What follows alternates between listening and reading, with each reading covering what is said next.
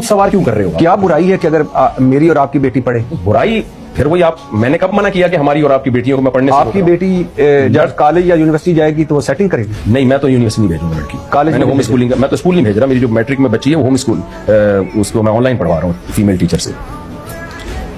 اور یعنی آپ لیکن اگر کوئی اچھے اسکول میں پڑھا رہے تو بھی ٹھیک ہے، مجھے کوئی اعتراض نہیں ہے اس پہ. اور لیکن وہ جب پڑھ لے گی تو وہ تو آپ کو بیچ کے کھا جائے گی، ایجوکیٹڈ ہو جائے گی. ایجوکیٹڈ، ہر ایجوکیٹڈ کی بات نہیں کر رہا، میری وائف بھی تو پڑھی لکھی ہے. تو اس نے آپ کو بیچ کے کھایا؟ نہیں کھایا. آپ کو اگر بیچ کے کھلوانے پہ ہی اڑ گئے ہیں تو پھر آپ کا ہے. مفتی طارق مسعود کا کہنا اور میرا کہنے میں بہت زمین آسمان کا فرق ہے. آپ یہ کہہ سکتے ہیں کہ میرے ان الفاظ میں مبالغہ زیادہ ہو گیا، اس طرح بیان نہیں کروں تو ٹھیک ہے، آئندہ میں احتیاط کروں. ٹھیک ہے. آپ نے کہا سر شادی کے بعد شوہر کو حق ہے بیوی کو طلاق دینے کا، جج کو نہیں. کیا گدھا پن عدالتوں میں نافذ کر دیا گیا؟ بالکل گدھا پن نہیں، خچر پن ہے، گدھے سے اوپر کی چیز ہے. کیسے؟